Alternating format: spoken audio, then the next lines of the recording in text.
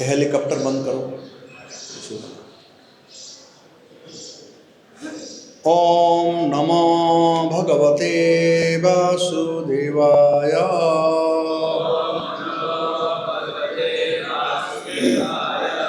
ओम नमो भगवते वासुदेवाय।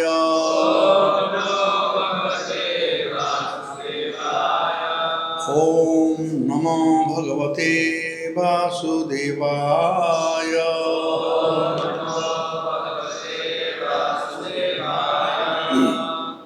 तो आज पढ़ेंगे श्रीमद् भागवत महापुराण 10वां स्कंद, अध्याय 81 और श्लोक संख्या 1 और 2। तो समयाभाव के अनुसार एक लोग एक श्लोक पढ़ेंगे, दूसरे लोग दूसरे श्लोक पढ़ेंगे। श्री शुक उवाच सह इत्थं द्विज मुख्येन संकंथयन् हरिः सर्वभूत मनः अभिज्ञ स्मयमानः उवाच तं ब्रह्मण्य ब्राह्मणं कृष्ण भगवान् प्रहसन् प्रियं प्रेम्णा निरक्षणेन एव प्रेक्षणा खलु शतां गतिः। श्री शुक उवाच स इत्थं द्विजमुख्येन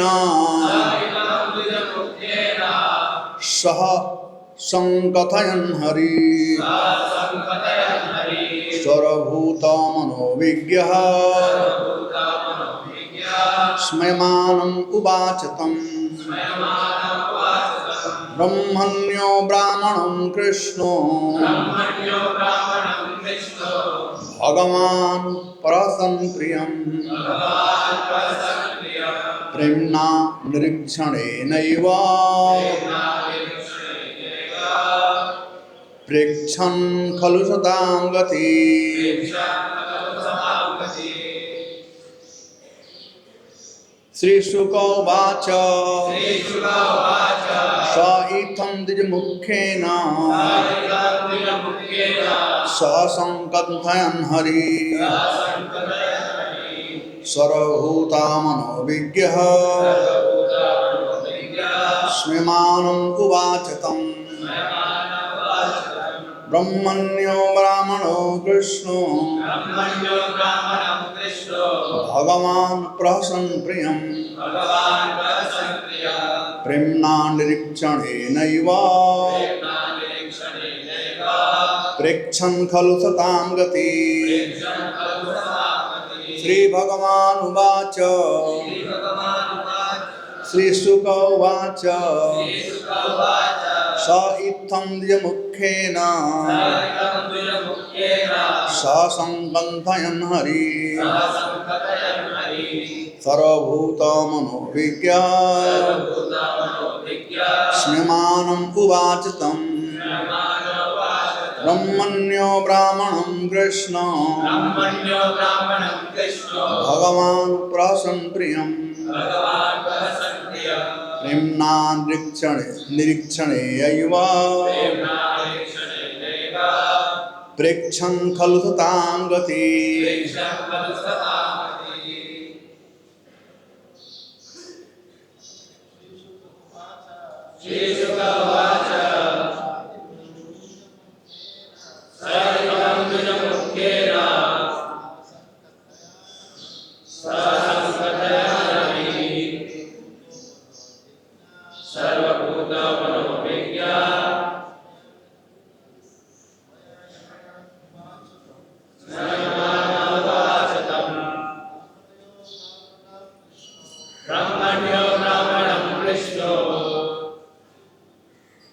दूसरे लोग ऐसे हाँ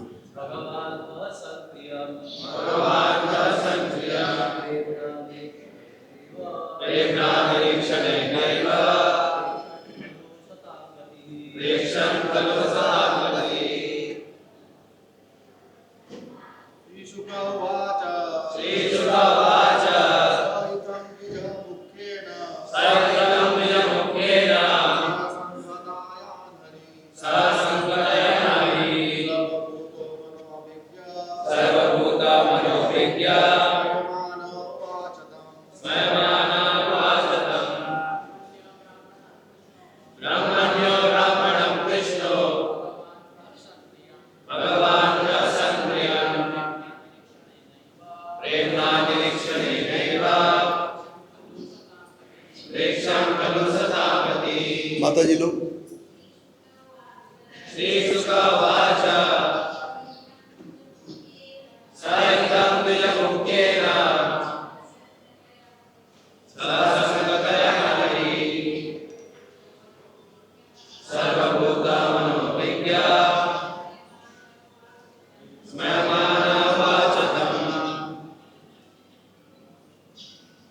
looks like you have to do both.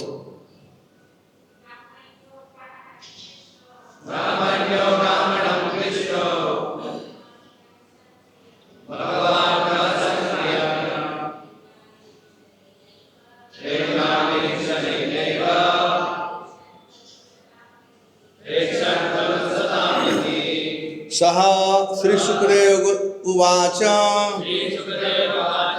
Sukhdev Goswami ने कहा, सः वह इत्थम इस प्रकार द्विजः ब्राह्मणों में मुख्येन श्रेष्ठ सः सात संकथयन बात करते हुए हरि भगवान हरि ने सर्व समस्त भूत जीवों के मन को अभिज्ञ जानने वाले स्मयमान हंसते हुए उवाच कहा, तम उस ब्रह्मण्य ब्राह्मण भक्त ब्राह्मण को कृष्ण भगवान प्रहसन हंसते हुए प्रियम अपने प्रिय मित्र पर प्रेमना प्रेम पूर्वक निरीक्षणेन तिरछी नजर से एवं निसंदेह प्रेक्षण देखते हुए खलहो निसंदेह शताम साधु भक्तों के गतिम लक्ष्य।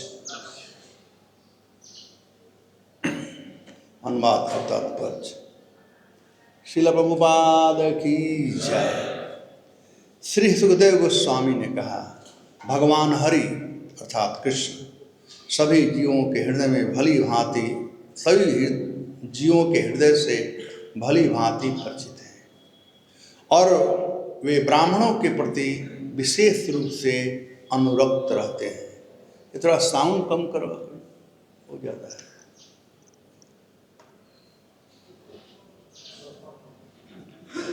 समस्त संत पुरुषों के लक्ष्य भगवान सर्वश्रेष्ठ द्विज से इस तरह बातें करते हुए हंसने लगे और अपने प्रिय मित्र ब्राह्मण सुदामा की ओर स्नेहपूर्वक देखते हुए ता मुस्काते हुए निम्नलिखित शब्द कहे। तात्पर्य। श्री श्रीधर स्वामी के अनुसार सर्वभूत मनोविज्ञ शब्द यह सूचित करते हैं कि चूंकि भगवान कृष्ण हर एक के मन की बात जानते हैं, अतः वे तुरंत बतला सकते थे कि उनका मित्र सुदामा अपने साथ उनके लिए तंडुल लाया है, जिन्हें भेंट करते हुए वह सकचा रहा है। श्रील विश्वनाथ चक्रवर्ती ने इस श्लोक की आगे व्याख्या करते हुए यह लिखा है कि उस क्षण भगवान कृष्ण यह सोचकर मुस्कुराए, रुको, मैं तुम्हें बतलाए दे रहा हूँ कि तुम मेरे लिए क्या लाए हो।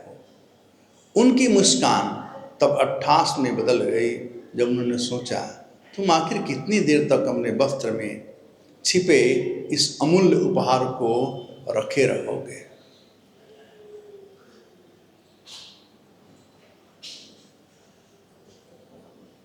कृष्ण ने, इंग्लिश क्या है लास्ट वाला, बहुमूल्य यहाँ लिखा है,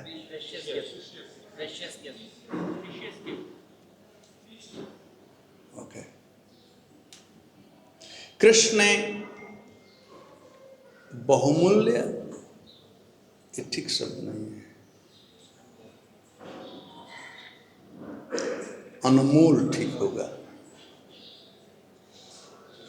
कृष्ण ने अपने मित्र के, बहुमूल्य मतलब मूल्य चुकाया जा सकता है, भले ज़्यादा पैसा लगेगा, लेकिन अमूल्य है, अमोल, इसका कोई मूल नहीं है, तो इसका होना चाहिए अमोल, उपहार को रखे होंगे।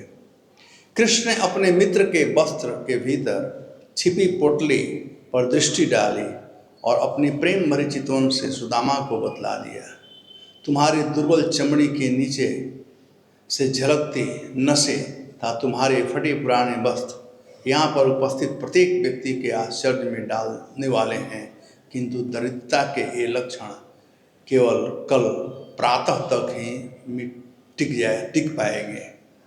यद्यपि कृष्ण परम स्वतंत्र भगवान हैं, किंतु वे अपने प्रियजनों से, अपने स्नेहिल दासों से आदान प्रदान करने में सदैव पसंद रखते हैं। ये ब्राह्मण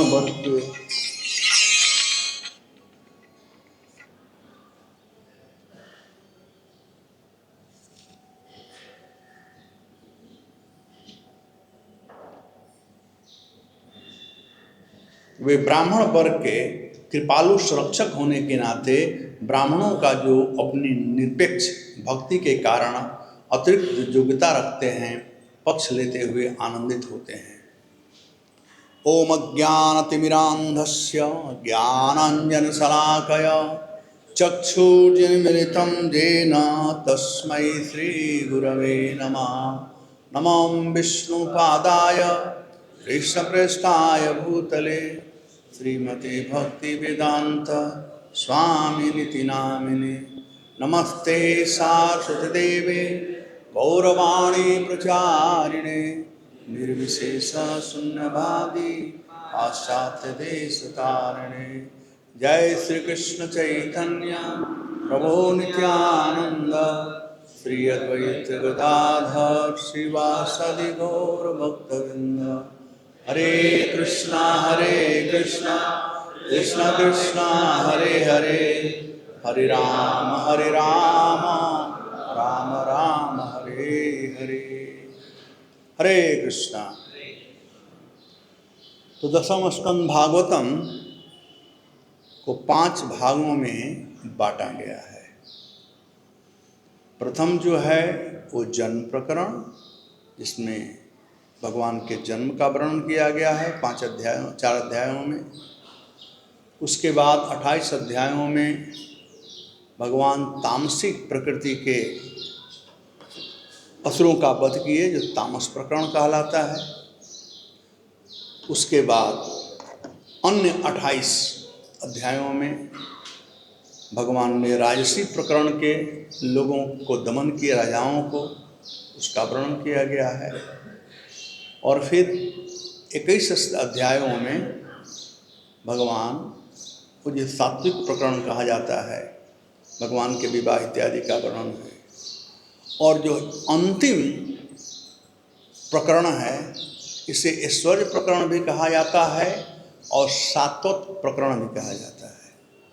तो चूँकि 6 ऐश्वर्य हैं, इसलिए इन 10 अध्यायों में, जिसमें से 3 अध्याय निकाल दिया जाए, 3 अध्याय जो ब्रह्म विमोहन लीला निकाल दिया जाए, जो कि दूसरे कल्प का है, तो मात्र 7 अध्याय बचते हैं। इन 7 अध्यायों में अध्याय 80 और 81 को एक किया जाए कि सुदामा चरित्र है, तो ये होते हैं 6 ऐश्वर्य। इसे ऐश्वर्य प्रकरण कहा जाता है। तो यह सुदामा चरित्र जो है वह ऐश्वर्य प्रकरण का प्रथम विभाग है। भक्तों के प्रति प्रेम, क्योंकि जीवन का लक्ष्य एकमात्र प्रेम ही है और भगवान सबसे ज़्यादा प्रेम करते हैं अपने भक्तों से। तो यह जो अब 21 अध्याय है, 81 अध्याय है, इसके पूर्व का कथा हम लोग सुन चुके हैं कि किस प्रकार से ये जो 81 अध्याय है इसमें वर्णन किया गया है। 81 तमे सख्यु जग्ध्वा पृथकं तण्डुलान् श्रियं निर्मितवान् इंद्रदुर्लभं तु तदाश्रमे। ये जो 81 अध्याय है, 81वां अध्याय, जय श्री गौर निताय की जय, राधा रास बिहारी की जय, सीताराम लक्ष्मण हनुमान की जय।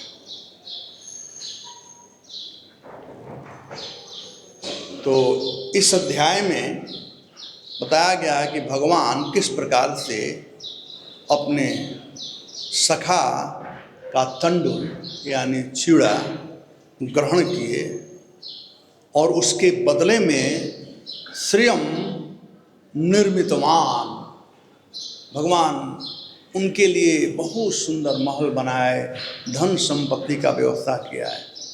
कितना कहते हैं, इंद्र दुर्लभम, इंद्र को भी वैसा दुर्लभ नहीं है जैसा भगवान ने सुदामा जी के लिए व्यवस्था किया। और कारण क्या है? तुत्तदाश्रय, क्योंकि सुदामा जी भगवान के आश्रय में थे। तो भगवान शरणागत वत्सल हैं, अपने शरणागतों का रक्षा करते हैं। अब इसके पूर्व सुदामा जी बचपन से ही कृष्ण भावना भावित थे। उन्हें कृष्ण भावना के अलावा और कुछ नहीं सूझता था या दिखाई पड़ता था। इसलिए यहाँ पर शुरू किया गया है, स इत्थम द्विजमुखेन सह संकथयन हरि। इत्थम द्विजमुखेन सह संकथयन, भगवान अपने मित्र, कैसा मित्र? द्विजमुखेन, ये कोई सामान्य व्यक्ति नहीं थे सुदामा जी। कौन थे? द्विजमुखेन। द्विज किसे कहते हैं? जन्मना जाय तो शूद्र, संस्कार द्विज भवे, वेद पढ़ेत भवेत विप्रा, ब्रह्म जानाति इति ब्राह्मण। समझ, साइन ठीक नहीं है, बहुत इको आ रहा है, इको बंद कर दो, हमारे यहाँ पर इको ज़्यादा है।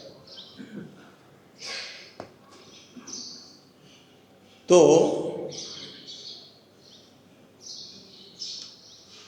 द्विज का मतलब जिसमें संस्कार। कृष्ण भावना हम लोगों को संस्कार सिखाता है, एडिकेट सिखाता है।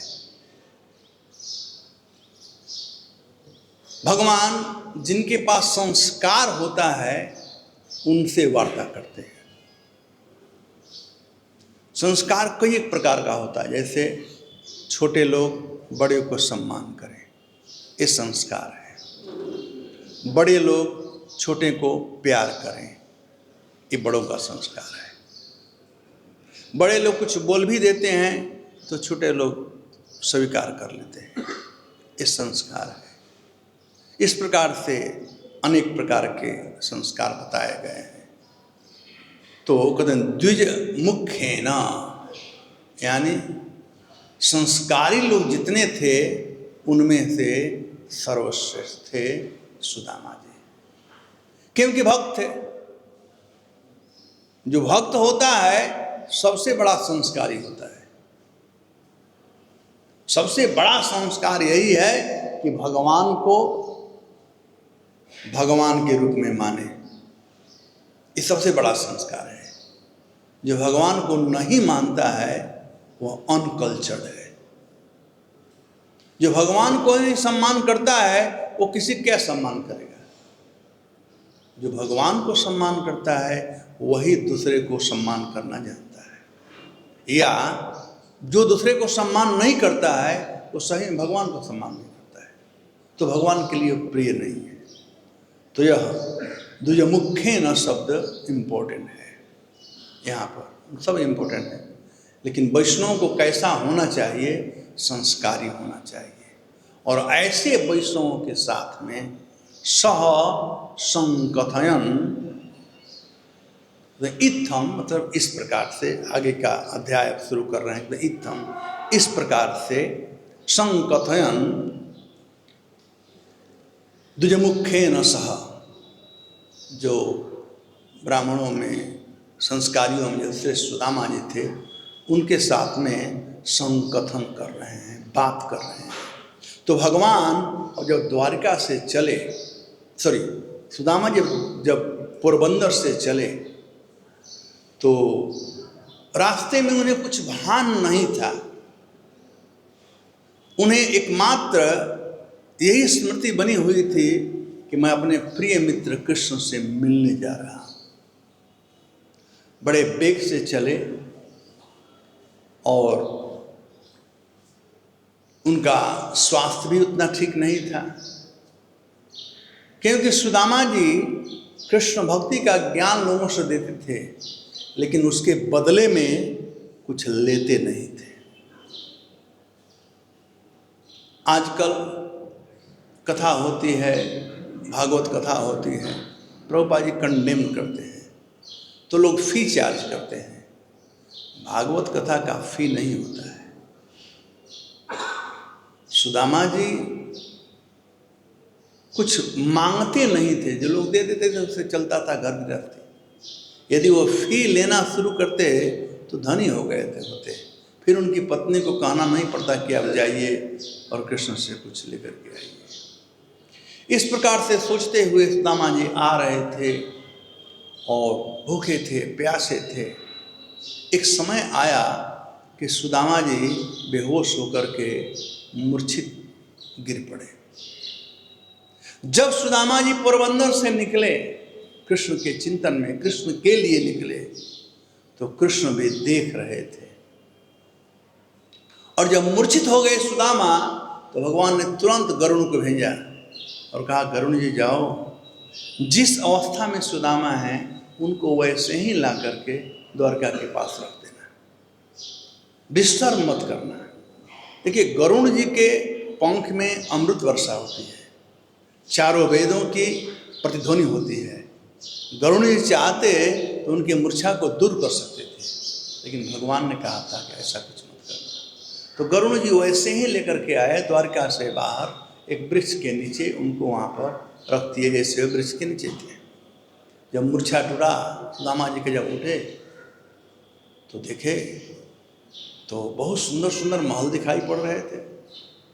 तो सुदामा को आश्चर्य हो गया और वहाँ के जो लोग थे उन लोगों से पूछा सुदामा ने कि यह कौन स्थान है? तो सबने कहा कि द्वारका है। कहा कि द्वारका है, इतना जल्दी में द्वारका कैसे पहुँच गया? और ये सोने की नगरी द्वारिका, इतना सुशोभित नगरी। तो उन्होंने पूछा कि यही द्वारिका है जहाँ पर कृष्ण निवास करते हैं? तो लोगों ने कहा कि हाँ, यही द्वारका है। तो कहा कि मुझे द्वारिका जाना है। कहा क्यों जाना है? कहा कृष्ण से मिलने जाना है। तो कृष्ण कौन है? क्या आप जानते हो कृष्ण को? कहा कि लो, वो तो हमारे बचपन के सगा है, उन्होंने साथ में पढ़े। लोग विश्वास नहीं कर रहे थे। अंततः उन्होंने पूछा कि आप द्वारका में नहीं, सुदामा जी ने पूछा कि द्वारका में कृष्ण कहाँ मिलेंगे? कहा कि 16,108 पैलेस है, जहाँ भी चले जाओगे वहाँ मिल जाएंगे। कृष्ण एक साथ में सब जगह निवास कर रहे थे। शाम का समय हो गया था। अब कृष्ण आए, द्वारका के पास जब आए सुदामा जी, तो लोगों से पूछ रहे थे, वॉचमैन लोगों से, दरबारियों से, तो देखे कि ये लोग बेचारा बड़ा गरीब है, भूखा प्यासा है, तो कहा कि नहीं, मुझे कृष्ण से ही मिलना, मुझे कृष्ण के पास जाना है। तो वो लोग उनको वहाँ तक पहुँचाए, और फिर भी दूसरे सेकेंड गेट वाले आए, और जो रुक्मिणी जी के द्वार पर थे, तो रुक्मिणी जी का स्टैंडिंग ऑर्डर था कि जो भी अतिथि आ जाए, कोई भिखारी आ जाए, तो उसे जो चाहिए वो दे देना चाहिए। तो वो जितने द्वारपाल लोग थे, सब लोग कहे आपको क्या चाहिए, हम देने के लिए तैयार हैं, ये रुक्मिणी जी का आदेश है। सुदामा जी ने कहा हमें कुछ नहीं चाहिए, हमें तो कृष्ण से मिलना है, हमें कृष्ण चाहिए। तो यह प्रमाणित करता है कि जब हम कृष्ण का भजन करना प्रारंभ करते हैं, तो एक कृष्ण के जो द्वारपाल लोग हैं, अनेक लोकपाल लोग, वो विभिन्न वस्तुओं को ला करके हमें देना चाहते हैं। नेम, फेम, ग्लोरीज, धन दौलत, सब कुछ, मुक्ति भुक्ति, सब कुछ प्राप्त कराते हैं। लेकिन जो भक्त केवल कृष्ण को ही चाहता है, कृष्ण अपने को दे देते हैं। तो सुदामा जी अन्य कोई वस्तु नहीं चाहते थे, लेकिन इनका वस्त्र देख करके हड्डी दिखाई पड़ रही है, चमड़ा झूल रहा है, यह देख करके वह जो द्वारपाल लोग थे, वे लोग सोचे पड़ गए कि इस व्यक्ति को हम अलाउ करें कि न करें। सुदामा जी वहीं पर खड़े थे बेचारे, उनके मन में दुविधा था कि कहीं मेरा इंसल्ट ना हो जाए, क्योंकि भक्तों का इंसल्ट जो होता है वो भगवान का इंसल्ट होता है। भक्त लोग अपना इंसल्ट सह सकते हैं, लेकिन भगवान का इंसल्ट नहीं सह सकते। तो द्वारपालों से उन्हें ऐसा अपेक्षा था कि शायद इंसल्ट न कर दें कि तुम बड़ा बड़ा बात कर रहे हो। इस प्रकार से बात होते होते आ गए उद्धव जी। उद्धव जी कृष्ण के समान ही हैं। एनीवे, समय बड़ा कम है, cut the whole story short. इस प्रकार से जब कृष्ण सुने, तो सर्वप्रथम कृष्ण तुरंत उठ करके सुदामा नाम सुनते ही सुदामा सुदामा करते हुए दौड़ करके आ रहे थे। रुक्मिणी जी को आश्चर्य हो गया कि आखिर ये कौन स्पेशल गेस्ट है, प्रभु तो ऐसे कभी पहले किए नहीं, कौन स्पेशल गेस्ट है। रुक्मिणी जी पीछे पीछे आ रहे थे, भगवान सुदामा को लेकर के गए, और इस प्रकार से भगवान का आतिथ्य सुदामा जी का आतिथ्य भगवान किए, अपने राज सिंहासन पर बैठा है, स्वयं नीचे बैठ गए, और रुक्मिणी जी को आदेश दिए कि अब जल लाइए उनके पाद प्रक्षालन के लिए। रुक्मिणी जी जल लाने गई, और सुदामा का दृश्य देख करके भगवान के आंखों से इतने अश्रुधारा बह रहे थे कि भगवान सुदामा का पाद प्रक्षालन कर रहे थे अपने अश्रुधारा से। कांटे लगे हुए थे, भगवान कांटा निकाल रहे थे। सब पीड़ा सुदामा को नहीं हुआ था, भगवान को हुआ था। इस प्रकार से सुदामा जी का आवभगत हुआ वहाँ पर।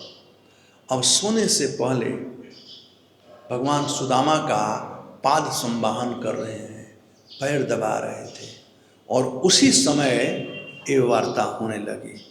संकथनम शब्द जो है, अब वार्ता होने लगी, गुरुकुल का वार्ता हुआ। और कृष्ण कहे सुदामा, तुम्हें याद है कि तुम हमेशा अपने भक्ति में लगे रहते थे, तुम्हें कभी खेलने का मन नहीं करता था, मैं तुम्हें जबरदस्ती खींच कर लाता था खेलने के लिए, तुम्हें याद है। सुदामा बड़े संकोच में थे कि कैसे उत्तर दूं, तो केवल सिर हिला करके ही उत्तर दे रहे थे। फिर सब तो बात हुआ ही, लेकिन कृष्ण उनको लज्जित नहीं करना चाहते थे, इसलिए कहे तुम्हें याद है एक समय जब हम लोग गए थे लकड़ी लाने के लिए, तो अतिवृष्टि हो रही थी, और किस प्रकार से गुरु माता और गुरुदेव बड़े हमारे लिए चिंतित थे। भगवान ने उन्हें इंगित नहीं किया कि तो अकेला अकेला सब चना खा गया था उस समय। भगवान उन्हें लज्जित नहीं करना चाहते थे, तो वो सब बात किए। उसके बाद पहले गुरुकुल का बात किए, उसके बाद घर गृहस्थी का बात भगवान किए, संकथयन कौन कौन बातें किए। तो उसमें से एक बात आया कि भैया ये तो मैं तुमसे पूछना भूल ही गया कि तुम ब्रह्मचारी हो कि शादी विवाह भी किए हो। तो कहा कि शादी विवाह किए हैं, पत्नी हैं, बच्चे हैं। तब सुदामा जी से भगवान तुरंत पूछे, क्योंकि भाभी कैसी हैं, भाभी कैसी हैं, मतलब झगड़ालू हैं कि कृपालु हैं कि कैसी भाभी हैं। भगवान दोस्त थे ना, तो पूछने लगे। अब ज्यों ही सुदामा जी से भगवान ने यह बात कहा, सुदामा जी को पोरबंदर का स्मरण आ गया, उनके मनस्पटल पर सब आ गया। किस प्रकार से बच्चे भूखे हैं, किस प्रकार से घर में कुछ भी नहीं है। अपने को संभालते हुए सुदामा जी ने कहा कि मेरा बड़ा सौभाग्य है कि तुम्हारी भाभी बड़ी ही सुलक्षणा मिली है। आज मैं तुम्हारे पास आया हूँ तो उसी का कृपा है, उसी के कृपा से आया हूँ। वो तो तुम्हारी भाभी ही नहीं, मेरे गुरु भी है। बात सही है। उन्होंने कहा कि मैं तो आने के लिए तैयार नहीं था, मैं अपने अभिमान में पड़ा हुआ था, लेकिन तुम्हारे भाभी के साथ में सत्संग किया और उनके सत्संग के चलते मुझ में एक उत्पन्न हुआ लालसा कि तुमसे मिलने आया। तुम्हारी भाभी बड़ी अच्छी है। हम कहने का तरीका देखिए सुदामा जी का। भगवान सब समझ रहे हैं क्या हो रहा है, लेकिन सुदामा जी अपनी पत्नी का गुणानुवाद कर कृष्ण से। ससंग कथयन मतलब एक दूसरे से कथयन। सुदामा जी अपना तो कह ही रहे थे, लेकिन सुदामा जी पूछ भी रहे थे कृष्ण, तुम बताओ भाई तुम्हारा घर गृहस्थी कैसे चला है। मैंने सुना है कि तुम्हारे पास तो 16,108 रानियां हैं, तो अकेला कैसे रहता है। सुदामा जी पूछ रहे थे, इसलिए स शब्द आया हुआ है। सह संकथयन हरि, उनके साथ में भगवान ये वार्ता कर रहे थे। तो एक तरफा नहीं था, जब वार्ता हो रहा था तो दो तरफा हो रहा था। तो ये वार्ता हो रहा था। अब अंत में सर्वमनो विज्ञ स हरि अस्मयमान उवाच। अस्मयमान ये जो है सर्वमनो अभिज्ञ शब्द का अर्थ यह है कि भगवान जानते थे कि सुदामा हमारे पास क्यों आए हैं। जैसा कि श्री स्वामी वर्णन किए हैं कि भगवान सबके मन के बात को जानते हैं। सुदामा के मन के बात को भगवान जानते थे कि सुदामा हमारे पास क्यों आए हैं। उनकी पत्नी के ने उनको भेजा, लेकिन किस प्रकार से उसी बात को घुमा करके सुदामा जी कह रहे थे कि उसके कृपा से मैं यहाँ पर आया। अब लोग समझ रहे कहने का मतलब ना। जब पत्नी कह रही थी सुदामा जी से कि आप द्वारका जाओ, आपके मित्र तो बड़े धनी हैं, मैंने सुना कि वो द्वारकाधीश हैं, आप जाओगे तो जरूर आपके लिए कुछ देंगे। वो तो मांगने के लिए भेज रही थी, लेकिन सुदामा जी ने कहा नहीं, आपके चरित्रों का गुणानुवाद उसने किया। तो भगवान सब समझ कर करके मुस्कुराए कि धन्य हो सुदामा,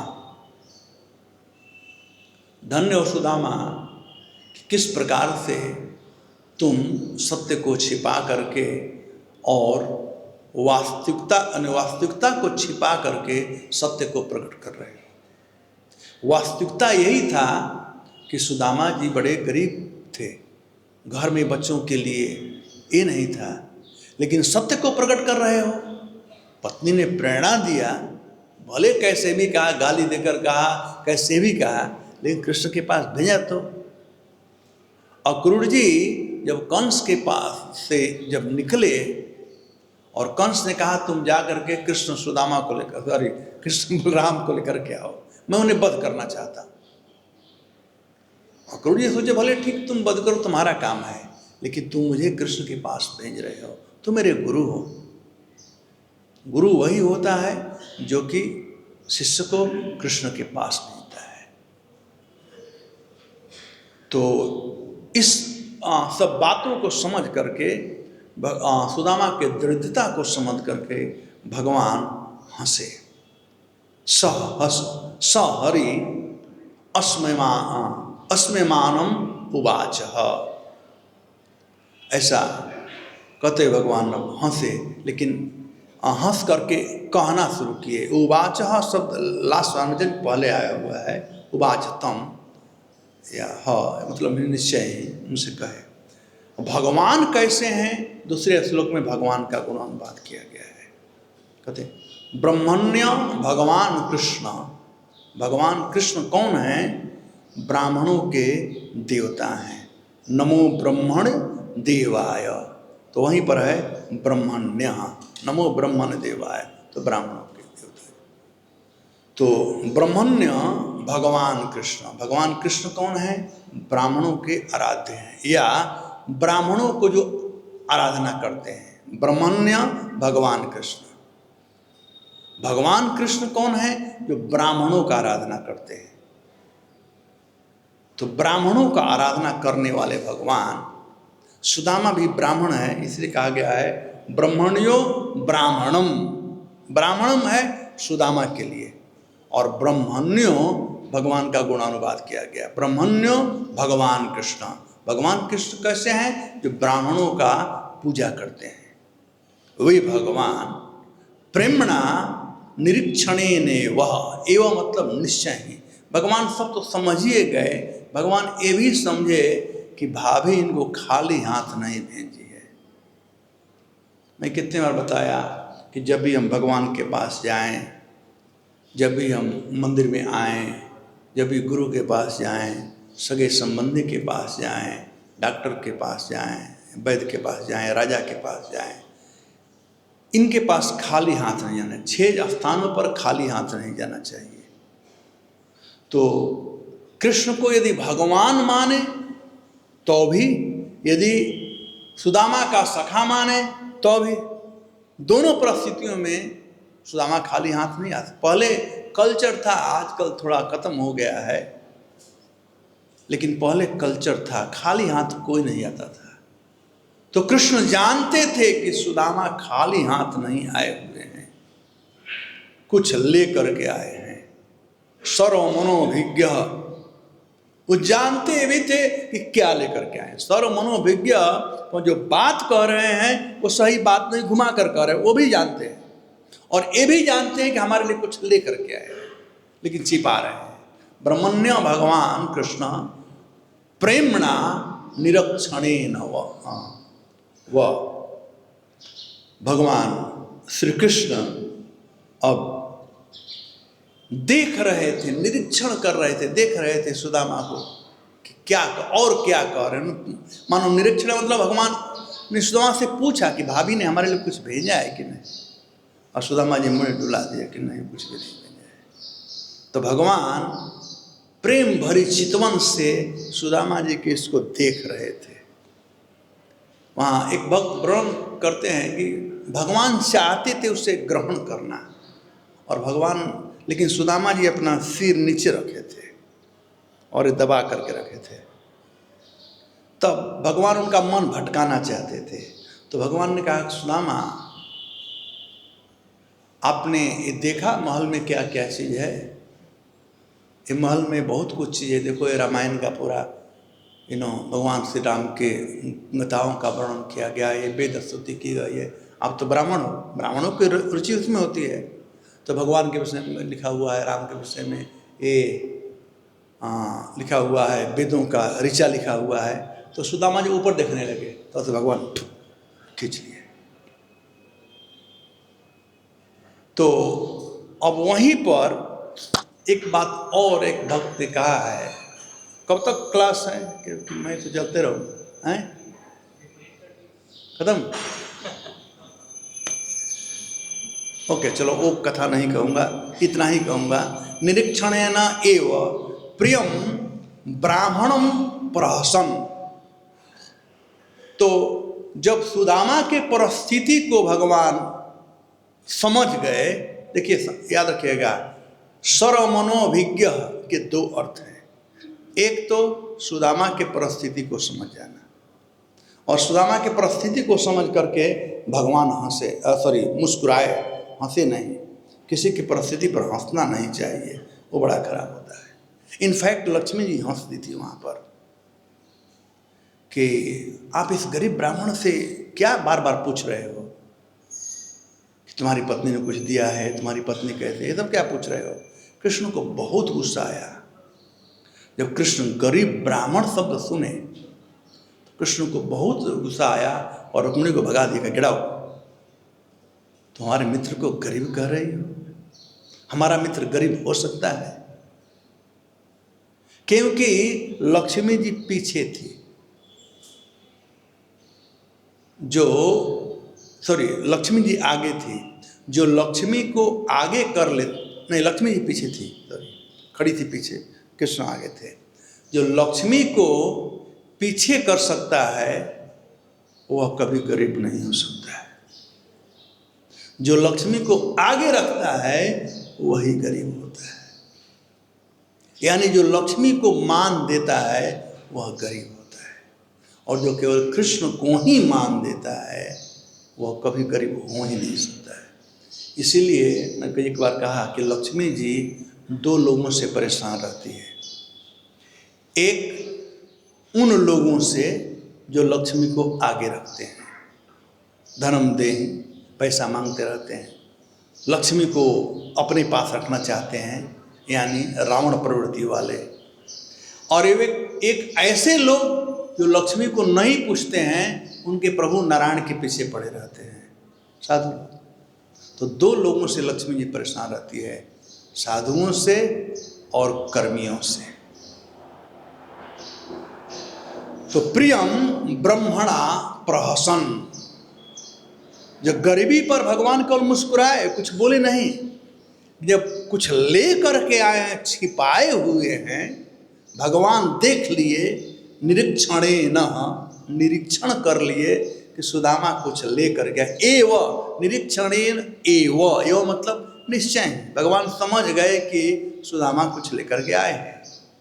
प्रियम ब्राह्मणम प्रहसन, तब भगवान ठठा कर हंसने लगे कि सुदामा अभी भी मुझसे संकोच कर रहा है, यह मेरा वही सुदामा है जो पहले कभी संकोच नहीं करता था।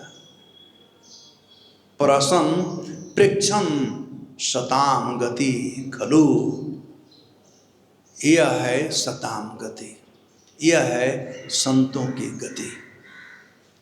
संत लोग अपने मुख से अपना गुणानुवाद नहीं करते हैं। सुदामा जी ने तुम्हारी भाभी ने दिया है, तुम्हारे लिए दिया है। हम लोग जाते हैं किसी को तो इम्प्रेस करने, सब बैग खोल देते हैं, ये तुम्हारा है, तुम्हारा है। लेकिन संत लोग अपने दिल को खोलते हैं। तो प्रेक्षण शताम गति खलु, खलु मतलब निश्चय है। सुदामा जी के साधुता को देख करके भगवान बड़े प्रसन्न हुए, बड़े प्रसन्न हुए। तो साधुता बहुत जरूरी है भगवान को प्रसन्न करने के लिए। और साधुता का मतलब है अमानिना मान देना, ये है साधुता। तो समय तो कम ही है, लेकिन इस श्लोक में 2 श्लोक थे, और इन दोनों श्लोकों में 2-3 बातें मुख्य है। लेकिन इन बातों को, जैसे संकथयन मतलब जब से सुदामा पहले मिले थे तब से और आज तक, दोनों के बीच का जो बात था वो दोनों किए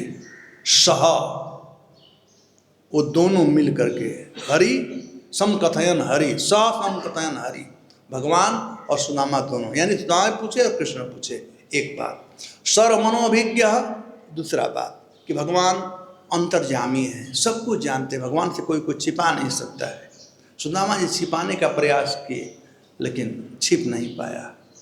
2 चीज़ छिपाने का प्रयास किए, एक तो अपने परिस्थिति को जिसके लिए भगवान मुस्कुराए, और दूसरा चीज़ भगवान के लिए जो गिफ्ट लाए थे चिड़ा, उसको छिपाने का प्रयास किए, उसके लिए भगवान हंसे। तो भागवतम के एक शब्दों में इतना प्रगाढ़ प्रेम पूर्वक सुखदेव गोस्वामी इसका वर्णन किए हैं कि जो सताम गति वाले हैं, जो संतों के रास्ते पर चलने वाले हैं, वही लोग इसका आनंद प्राप्त कर सकते हैं। और यही जो आनंद है सर्वश्रेष्ठ आनंद है। तो हम लोगों को श्रील प्रभुपाद जी की कृपा से ये भागवतम मिला हुआ है, भगवत गीता मिला हुआ है, जो सर्वानंद है, सब आनंद देने वाला है। और ये जो आगे का महीना है सालों भर होना चाहिए, लेकिन फिर भी दिसंबर का महीना और जनवरी का महीना, ये 2 महीना ब्लेस्ड मंथ है। दिसंबर महीना जो है पुस्तक वितरण करने के लिए ब्लेस्ड महीना है, और जनवरी का महीना जो है वो फंड रेजिंग के लिए है।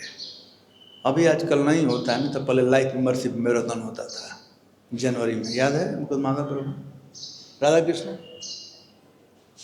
लाइफ मेंबरशिप मैराथन, सुबह गए रात को आते थे और सब छिपाते थे कौन कितना कलेक्शन किया है। वैसे ही बुक डिस्ट्रीब्यूशन मैराथन, सब छिपाते थे दिन भर। तो ये दोनों महीना ब्लेस्ड महीना है। सब महीना ठीक है, लेकिन ये महीना बल्कि 3 महीना, कार्तिक में बैटरी चार्ज करो, राइट, और दिसंबर में बुक डिस्ट्रीब्यूशन, और जनवरी में लाइफ मेंबरशिप चार्ज बैटरी के द्वारा। तो दिसंबर में जितना पुस्तक होता है वो दूसरे महीना में कंपटीशन करो उतना नहीं हो पाएगा। आप लोग प्रयास करो कभी दूसरे महीने में भी। मौसम भी अच्छा होता है, लोगों के पास पैसा होता है, 31 मार्च आने वाला है, जल्दी ख़त्म करो, कई एक चीज़ होता है। तो कल मैं कुछ ही समय के लिए गया था वहाँ पर, हमारे जो मीटिंग था HOD का, बुक डिस्ट्रीब्यूशन का, तो मैं 2 चीज़ बताया था और सोचा कि मैं आप लोगों से शेयर करूं। परम पूज्य गोपाल कृष्ण महाराज हम लोगों के बीच में नहीं रहे, लेकिन उनका जीवन शुरू से और अंत तक प्रभुपाद जी के ग्रंथों में रहा। जब वे नौकरी करते थे तो प्रभुपाद जी की पुस्तकों को छपवाने के लिए पैसा देते थे।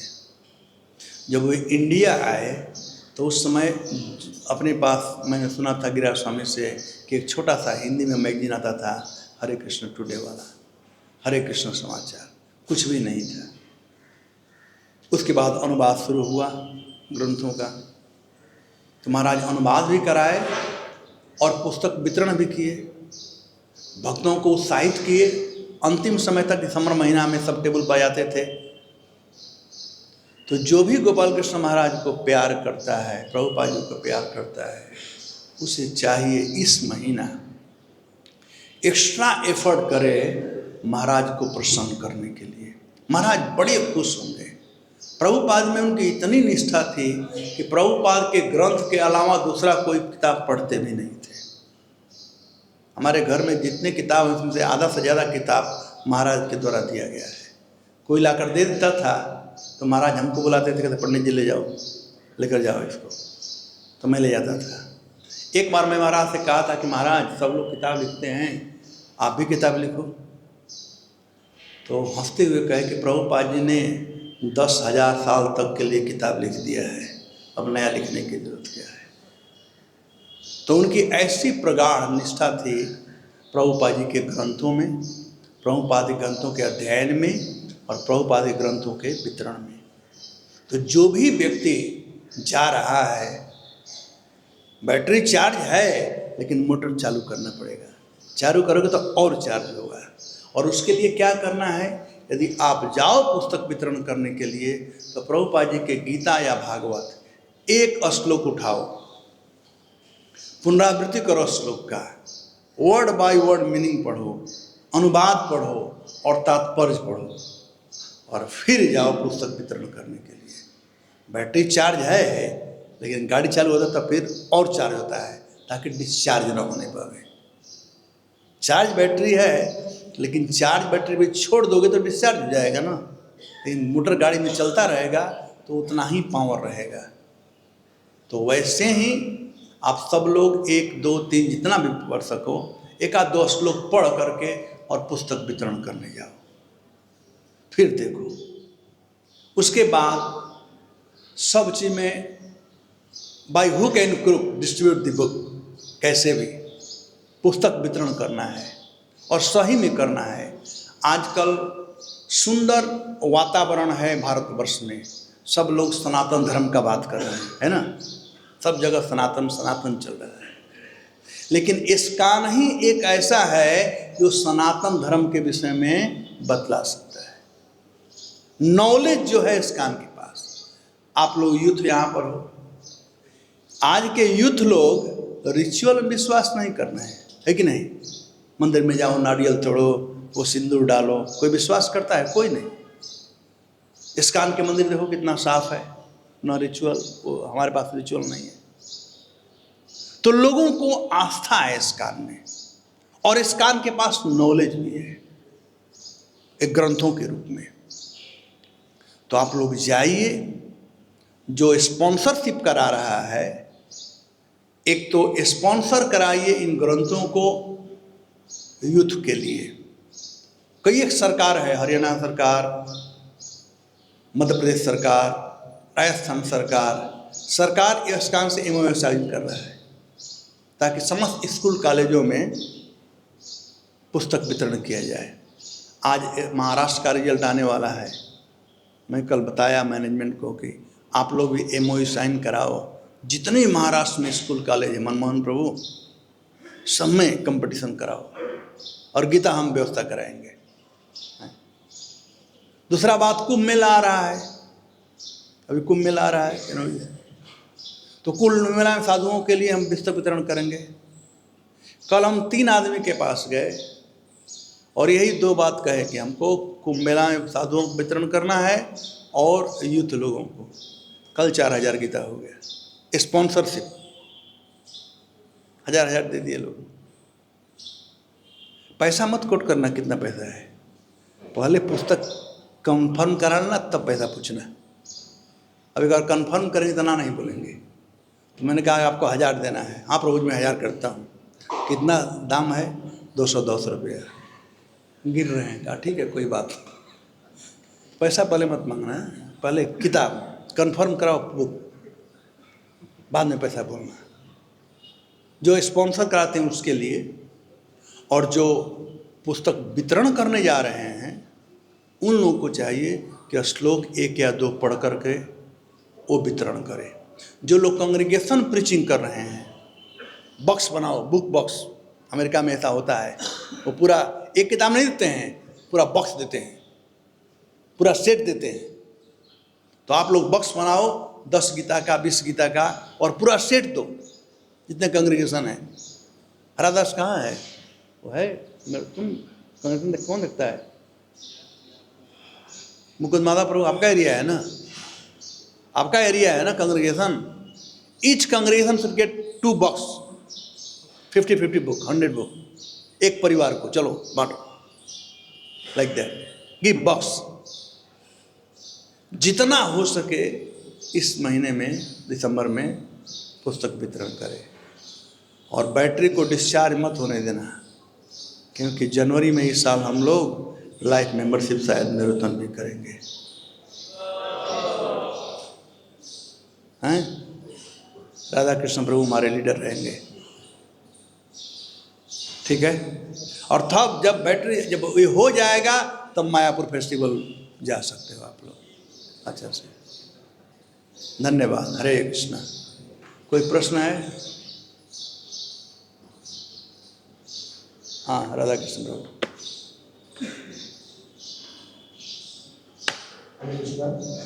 हरि बोल, हरि बोल। तो ये भागवत भागवत के बारे में होता है, इनका मतलब ये क्या है? बचवा बचवा से भगवान सामने भागवत ये जो प्रचार की जो थेरी है, वो बात को संतुष्ट करने के लिए वो भागवत भाग में आते। ये जो भागवत भाग में जो मंत्र है कि आप सब डिसाइबल अभी यहाँ पर ज़्यादा मात्रा में भागवत होंगे, आपको इस भक्त को ध्यान करते हुए चालन करना चाहिए। प्रचलन तो साधन, क्योंकि उन्होंने सारा का सारा ग्रंथ को हिंदी में, इंग्लिश में और चीज जान लगा के आज हमारे हाथ में दिया हुआ है, तो हम लोगों को प्रचार। दूसरी बात यह है कि प्रभु जी ने कहा कि सुदामा की वाइफ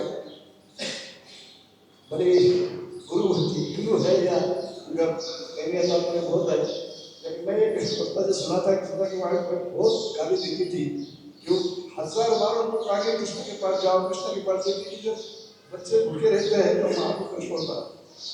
सुदामा तो हरे कृष्ण वाले जब तक बैठ जाता था संतुष्ट हो जाता, लेकिन उसकी माँ कष्ट थी, बच्चे कपड़ा नहीं है, घर नहीं है, झोपड़ा में रह रहे, खाने को नहीं है, तो 1000 बार गाली देती थी सुदामा की बात। 1000 बार गाली देती थी, जाओ एक बार सुदामा की कृष्ण के पास, जाओ एक बार सुदामा कृष्ण के पास। इसी प्रकार मैंने इसी हरे कृष्ण। मैंने ही बताया था इस बात को। मैंने बताया कि इतना करने के बाद भी सुदामा अपनी वाइफ का निंदा नहीं किए, बल्कि उसका गुणानुवाद किए कि वो हमारी गुरु है। मेरी वाइफ हंस रही है सुन करके। गुणानुवाद किए कि मेरी गुरु है, उसने भेजा हमको। बात सही में है। या तो वाइफ जब अच्छी मिल जाती है ना तो भक्ति नहीं हो पाती है।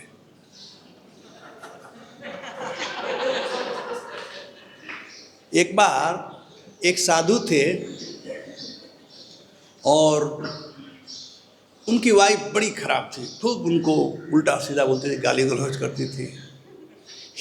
एक दिन अपने 100 शिष्यों को लेकर के घर पर आ गए और कहे कि सबके लिए, नहीं 100 नहीं 10-12 थे, सबके लिए भोजन का व्यवस्था करना है। वो लोग हमारे घर पर आए हैं और ये पत्नी लगी गाली देने, खूब पानी पी कर गाली, तू बदमाश आदमी है, हमको बताया नहीं, तो ऐसे ऐसे खूब गाली दे रही थी। और शिष्यों को बहुत गुस्सा आ रहा था। ये नौसिखुआ शिष्य थे, फैनाटिक थे, उन्हें बहुत गुस्सा आ रहा था कि पत्नी है तो क्या हमारे गुरु जी गाली थोड़ी देगी। अब हाथ उठाने के लिए तैयार हो गए थे उसको मारने के लिए। गुरु ने कहा चुप रहो, तुम लोग नहीं जानते हो ये मेरी गुरु है, वो टेस्ट कर रही है कि मुझ में धैर्य कितना है। वो टेस्ट कर रही है। तो बात सही है, वही भक्त बना है जिसकी पत्नी उसे गाली दी है। बिलमंगल ठाकुर जानते हो ना, उसने ही कहा ना, भले बेस्या थी लेकिन कहा कि जितना तुमको हम में प्यार है ये हाड़ मांस के शरीर में कहीं प्रभु में हो जाए। तुलसीदास भी वैसे हैं, तो चिंता मत करो। हैं? और कोई प्रश्न? यस, पीछे प्रश्न। अरे स्थिर तू ही है, तेरा तो शादी नहीं हुआ है ना, शादी कर लिया है? Very good. ये हमारा नया भक्त है, ये 80 से नया भक्त है, अभी भी नए भक्त है। 2 भाई राधा कृष्ण पता चला? दे दो भाई स्थिर को। इसका नाम गोपाल कृष्ण महाराज का भी शिष्य है, इसका नाम है स्थिर दास, लेकिन अभी अस्थिर हो गया है। फिर से स्थिर, फिर से बनाओ भाई उसके स्थिर। ये भी संकीर्तन डिवोटी था। बोलो स्थिर।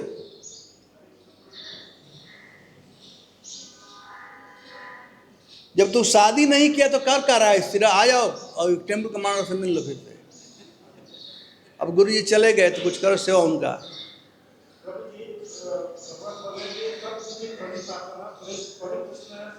हाँ, तो उन्होंने तब भी मतलब उसके ग्रह का प्रश्न पूछने के लिए खड़े करके प्रश्न पूछना चाहिए, वेट करके तो प्रश्न नहीं पूछना था। तब जी उसके बाद परणी का प्रश्न पूछना और उत्तर देने वाले का भी नियम है कि पहले प्रश्न को पूरा सुनना चाहिए, उसके बाद उत्तर देना चाहिए। जैसे मैं बोलूँ कि तुम्हारा प्रश्न क्या है पहले बताओ। भगवत गीता कोडवाल में बोले हैं। तुम्हारा प्रश्न क्या है? प्रश्न है भगवान कोडवाल में बोले डी को शो करना चाहिए, मतलब परम तुम्हारा प्रश्न क्या है? कोई प्रश्न नहीं, बैठो बैठो बैठो। ये गुरु बन गया अभी। तुम आ करके टेम्पल कमांडर से मिलो और सेवा करो, बुक डिस्ट्रीब्यूशन करने जाओ, ठीक है? करो बुक डिस्ट्रीब्यूशन।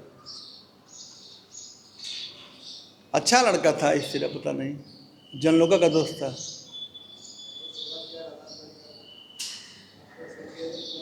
नहीं, इससे बात सही कहा, लेकिन समय परिस्थिति के अनुसार करना चाहिए। प्रणिपात का मत तद विधि प्रणिपातेन प्रश्न सेवया। प्रश्न करने का विधि होना चाहिए, मतलब नम्रतापूर्वक प्रश्न करें, चैलेंज के समान नहीं, चैलेंज से नहीं। खड़ा कर प्रश्न करो या सो करके करो या बैठ कर करो, डजंट मैटर। अर्जुन जब कृष्ण से प्रश्न कर रहे थे तो खड़ा होकर नहीं कर रहे थे, बैठे ही थे ना। अर्जुन खड़ा होकर कर रहे थे नहीं ना। अर्जुन जो भी कहे कि हे कृष्ण मेरे रथ को दोनों सेनाओं के बीच में ले चलो, प्रथम स्थापित में अच्युत, खड़ा होकर कर रहे थे, बैठे हुए थे। तो प्रश्न कैसे भी करो, उसके लिए कोई नहीं, हाँ सम्मान होना चाहिए, बस इतना ही, चैलेंजिंग नहीं होना चाहिए। विधि का मतलब होता है यही, सम्मान पूर्वक, एडिकेट वाइज। ये कहीं नहीं बताया गया खड़ा होकर करना चाहिए, और वो भी एक सम्मान का सूचक है, खड़ा हो जाना चाहिए। ऑलराइट, जय ग्रंथराज श्रीमद् भागवतम की जय, श्रील प्रभुपाद की जय।